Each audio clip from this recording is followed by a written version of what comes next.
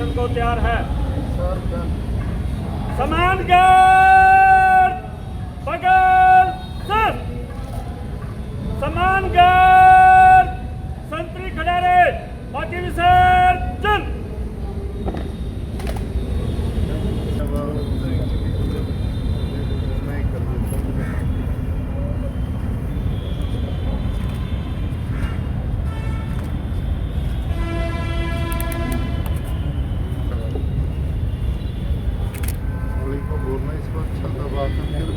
अपने उर में ले जिनका जीवन मानव एक यज्ञ है, अभिनंदन।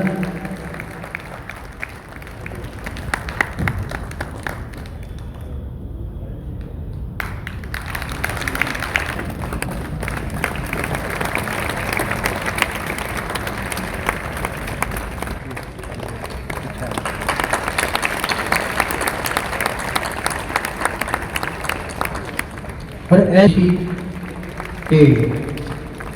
उत्पादित शहर की सारी तमाम खबरों को देखने के लिए वॉइस ऑफ पानीपत को लाइक करें, शेयर करें, सब्सक्राइब करें। आज हम सब जिस परिसर में बैठे हुए हैं, इस विद्यालय को स्थापित हुए 75 वर्ष हो चुके हैं। बहुत बड़ा लंबा कार्यकाल होता है और आज से 75 वर्ष पूर्व हमारे जिन बड़ों ने, आर्य समाज के दीवानों ने एक कल्पना को लेकर इस शिक्षण संस्थान की स्थापना की थी, आज उसको 75 वर्ष हो रहे हैं। और ऐसे अवसर केवल कार्यक्रम मनाने के लिए नहीं होते, अपितु ये अवसर ये विचार करने के लिए होते हैं कि हमने जिन उद्देश्यों को लेकर जिस शिक्षण संस्थान की स्थापना की है, क्या हम उन उद्देश्यों की पूर्ति करने में सफल हो पाए हैं? यदि नहीं हो पाए हैं तो क्यों नहीं हो पाए? और हमने यदि कहीं त्रुटि है तो उसको ठीक करके आने वाली पीढ़ियों के निर्माण में बहुत मजबूती के साथ आगे बढ़ना चाहिए। आज तक जिन जिन लोगों ने इन संस्थानों को संभालने में, चलाने में अपना योगदान दिया है, उन सब को भी हम बधाई देते हैं, शुभकामनाएं देते हैं। और आज के दिन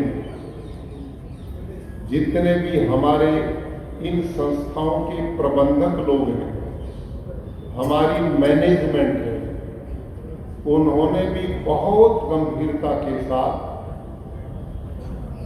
इस स्थापना के 75 वर्ष में इस चिंतन पर पहुंचना है कि हम अपने संस्थानों को और चरम पर कैसे पहुंचा सकते हैं। आप सबकी जानकारी के लिए, भारत जिस समय अंग्रेजों के अधीन था और उससे पूर्व मुगलों के अधीन था, उन्होंने सबसे बड़ा कुठाराघात किया था तो भारतीय शिक्षा नीति पर किया था। लॉर्ड मैकाले ने भारत का 2 बार भ्रमण किया, पूर्व से पश्चिम, उत्तर से दक्षिण, और उसमें घूमने के बाद उन्होंने उस समय की अंग्रेज सरकार को 1835 में जो रिपोर्ट प्रस्तुत की थी, उसमें उसने कहा था कि भारत में हजारों की संख्या में गुरुकुल चलते हैं और यहाँ गांव-गांव के अंदर शिक्षा की इतनी उन्नत व्यवस्था है कि यहाँ ढूंढे से भी अनपढ़ आदमी नहीं मिल पाता। जब तक इनकी शिक्षा नीति को ध्वस्त नहीं किया जाएगा, तो हम परमानेंट रूप से भारत में अपने राज्य की स्थापना नहीं रख पाएंगे।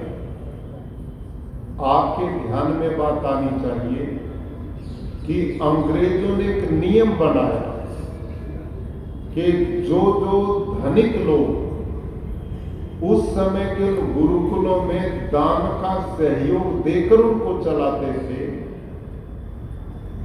उनको वो दान देना बंद करवाया। जो लोग उसमें पंचायतों के माध्यम से सहयोग करते थे वो बंद कराया, और जितनी भी प्रताड़ना हो सकती थी उन्होंने वो करके भारत की वो परंपरागत शिक्षा नीति को पूर्ण रूप से नष्ट करने का काम किया। और उसके बाद भारत में अनपढ़ता का साम्राज्य आया, और पढ़ाई भी उन्होंने जो निश्चित की मैकाले की पद्धति की, उसका उद्देश्य था कि हमें केवल ऐसे लोग चाहिए जो अंग्रेजों के कलर का काम कर सकें, उनके राज्य की स्थापना में सहयोग दे सकें, और बाकी देश को आगे बढ़ने से शिक्षा की दृष्टि से रोक दिया, ताकि उनका राज्य लंबे समय तक भारत में चलता रहे।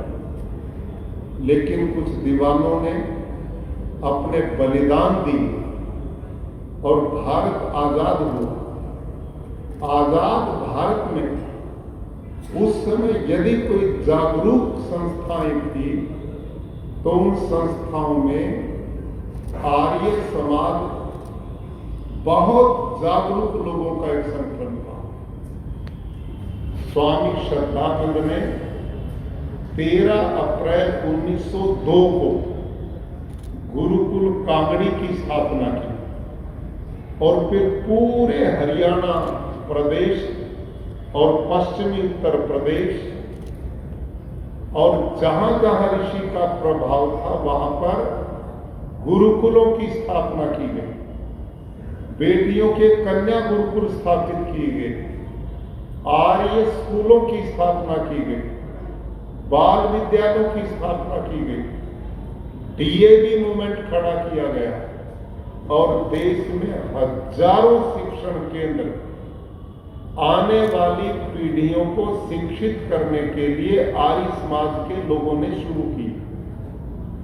जब बेटियों को पढ़ाना अपराध माना जाता था, स्वामी श्रद्धानंद को स्वयं जालंधर में जाति से बहिष्कृत कर दिया। लोगों ने कहा इसके बेटा बेटी को अपनी जाति में विवाह भी नहीं होने देना, क्योंकि इसने बहुत बड़ा पाप किया है कि इसने पहली पुत्री पाठशाला जालंधर में शुरू कराई।